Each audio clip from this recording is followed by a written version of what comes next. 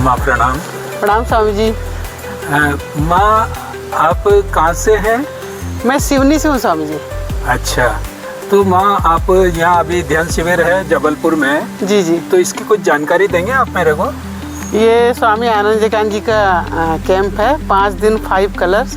अच्छा। हाँ, और उनके ध्यान मुझे बहुत अच्छे लगते हैं, इसलिए मैं यहाँ पर उनके लिए आई हूँ। अच्छा। और ये जो जगह है ओशो अमृत धाम जी, ये बहुत ही सुंदर जगह है। अच्छा। यहाँ नेचुरल ही ऐसे ही घूमने से ध्यान घटित होने लगता है। जी जी। यहाँ ओशो की ऊर्जा कण कण में मौजूद है। क्या बात है। तो ये जगह मुझे बहुत प्रिय है। मैं यहाँ महीने 3 महीने 6 महीने में आ ही जाते रहते हैं। जी जी जी। अच्छा माँ, आप अकेली आते हैं या आपके परिवार में या आपकी फ्रेंड्स वगैरह कोई साथ में आते हैं? मैं स्वामी जी इस यहाँ के ध्यान शिविर का, यहाँ के कैंप का, इस आश्रम का हर दिन मैं अपने स्टेटस में अपने सहेलियों को और अपने एक मेरी सहेली भी आई है रितुमा, तो हम लोग ऐसे मतलब किसी न किसी को यहाँ लेके आते हैं। मैं भेजती भी हूँ कि आप लोग जाइए, ध्यान को जिए वहाँ पर। अच्छा अच्छा। जी जी। माँ आप कब से जुड़ी हुई है?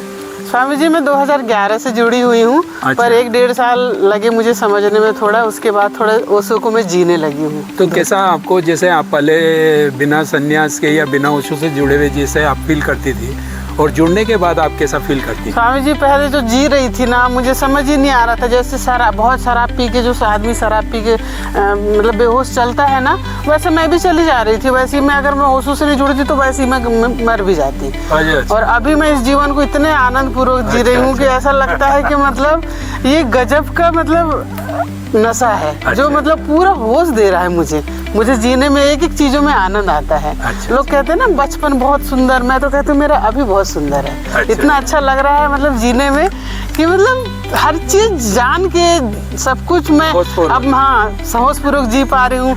और मतलब हर चीजों को मैं जान पा रही हूँ, देख पा रही हूँ। माँ जैसे ओशो के लिए कुछ बातें इस तरह की प्रचारित की जा रही है, जैसे एक नाम चला था भगवान के साथ के संभोग से समाधि। जी जी। इसके लिए आप क्या कहना चाहेंगे? स्वामी जी ओशो एक मास्टर है।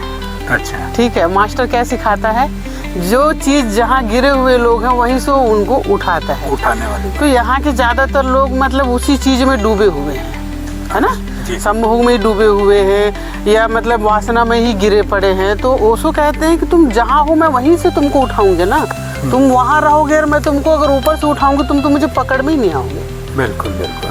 तो जिस चीज के डॉक्टर के पास अगर हम जाते हैं तो जो बीमारी हमें होती है उसी का इलाज करता है कि दूसरी चीज का, है ना। तो माँ ये खिलावट जो आपके चेहरे की है तो ये क्या ओशो से आपके ध्यान की खिलावट मानी जाए? बिल्कुल स्वामी जी, मैं तो बहुत खुश हूँ और मैं अपने आप को बहुत सुंदर महसूस करने लगी हूँ जब से मैं ओशो का ध्यान करने लगी हूँ। तो आज आपसे बहुत अच्छी चर्चा हुई। एक अंतिम सवाल आपसे पूछता हूँ माँ कि आप लोगों के लिए क्या मैसेज देना चाहिए?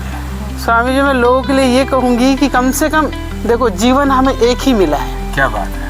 तो इस जीवन को खुद के लिए जी के तो जाएं, खुद के भीतर के फूल को खिलाएं ताकि लोगों को महके। हम चाहते हैं कि हम सबके सामने अच्छा बने। आज जैसे ओशो सुबह के ध्यान में बता रहे थे ना कि हमको हर चीज स्मार्ट चाहिए, स्मार्टफोन चाहिए, स्मार्ट घर, स्मार्ट सिटी, हर चीज चाहिए।